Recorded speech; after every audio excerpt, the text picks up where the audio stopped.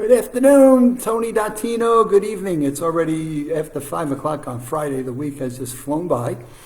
And I just want to bring everyone up to date. We had a really great call with our colleagues on the USA Memory Championship that we're doing this year. We're doing well with people who are registered for the August the 7th virtual event. And our conversation today began to focus on the October 23rd live event that we're planning to bring our finalists here to Orlando, Florida at the Rosen Town Square here in Orlando. It's only a few minutes from Disney World, and competing in a live event in a auditorium for who has the best memory in the United States. So I'm going to highlight some of the elements of that. So the first thing we've got is our August 7th event is going to be a combination of games from Lumosity and the world of, or the art of memory. So we've got two online groups that really provide fabulous online education and courses to people that have enrolled in their websites. And we're going to use those two organizations to pull together 5 events that we will be doing on August the 7th. And from that, we will be taking our top dozen people, and we will be putting them on a stage here in Florida. And it'll be Orlando, Florida, just a short distance from the Magic Kingdom and Pixie Dust. So our conversation today began to focus on what will those events look like. So what will the events be that we plan to do on the 23rd of October? And realizing that time just kind of zips by. It's July, so we're thinking July, August, September, bam, it's October. And so we talked about the events that we would plan to have. And right now we're thinking of 4 events that we're planning to have for October 23rd. And the first one would be what we normally have is what we call Words to Remember. And we give people the time to go off and take 300 words with 15 minutes. And we bring them back into what we call a head-to-head, where we start going through the 12 finalists, and they have to repeat off the words that are in sequence. And we've decided that we'll give them 2 words to miss before they're eliminated from that particular event in the competition. Going from that is where we now started to have the fun. So I'm not going to give you the final decisions that were made, because the fun of the conversation was, okay, what should our last event be, and how do we make that the most exciting and fair and equal to all of the people that are coming in that are signing up to compete? And so to that level, the next 3 events in different sequencing, the sequencing is not final, will be our long-term memory event. And that is, we will give the finalists bits of data and 30 days to retain it. So we'll tell them what that is. We'll give that data to them. And then the question became, so what is that? What are those topics going to be? And then, well, that was all over the place. So that was a good conversation. And that was a great and interesting dialogue of what should the 4 topics that we give to people that would represent their demonstration of what they can study over a 30-day period of time, and then come back and not recite word for word, quote for quote, but put that into their brains and bring back a diversity of thinking and comprehension of the material. So we had a whole bunch of different topics, anywhere from authors and books they've written to patriots that have made history in the United States, to countries and capitals. And so we had, like, boom, everybody fired off several different topics of interest. And we will have a couple of more goes at this, because we want to get that work done so that it's ready for the people on August the 7th. So that's a long-term memory event. We call it long-term because we're giving people the information and they have to study it. They have 30 days to do it.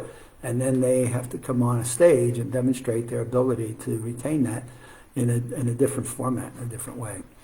And then we will certainly have one of our favorites is the Tea Party event, which is where we bring people onto the stage and they might give out their phone number or their address or their favorite movie or their favorite hobbies, their favorite foods, maybe a pet, a car, maybe family members and their names.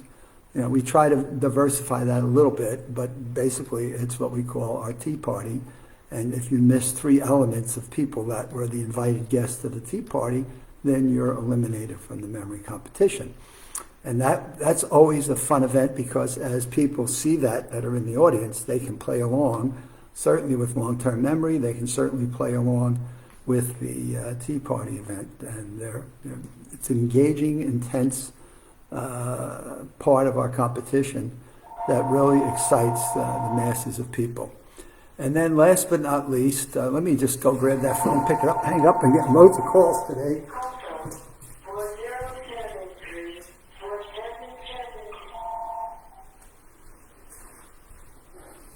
This has been, I guess, Friday, a spam day or something of that sort. I can't tell you how many calls I'm getting today that are just calls I'm just not interested in. But in any case, so we have our tea party event as one of our 4 of the finalists for the 23rd of October. And then last but not least, where do we put our shuffle deck of 2 cards? So we shuffle 2 decks of cards, and then we have our competitors go in a sequencing of who can remember as we go down through the 3 people. And as soon as you miss a card, you're out of that competition until we get to only 1 person left standing, and that's our national champion. So what we've kicking around is what's the right sequencing. So we think the only thing we think we've agreed on is our list of words as being the opening event. So we'll start with the list of words, and we'll take it from there. And we're talking about jockeying around long-term memory, and then the tea party and the cards. Or should we put tea party last with the cards third? And so we're kind of bouncing around the sequencing of the events. So that's a fair event and a fair competition, and also exciting for our audience as well. And then we're talking about speakers. So who will our speakers be? We certainly have Robert Ajamian, who has just been fantastic, from MIT. We're hoping that someone from Lumosity Science will be joining us. And we have a couple of other universities that we're reaching out to see if they can come and make this a phenomenal learning experience for our audience, as well as an interesting and intense competition for those that are competing in it. So that was pretty much where our call was today. It was an exciting call. We're enthused about it. We're excited about it's happening again this year. And if we just hope that this COVID and the variants of COVID just keeps a lid on things. And we're here in Florida where things have opened up, and Disney's back to their staff, and Universal and SeaWorld. But God, we're just praying that the COVID variants don't create a lot of havoc for people that are interested. I wanted to share with you a call. I had a Zoom call this week, and it was an interesting call because I've been doing some informal survey and talking to people about what would be their biggest worry or concern if they were going to live to be 100. Meaning, hey, if we were going to live to be 100, wouldn't that be exciting? Wouldn't that be kind of like a really exciting, wonderful thing? And I've been given a couple of different answers to that question, but one that ties into everything that we do here is I wouldn't want to live to be 100 if I couldn't maintain my mental capacities.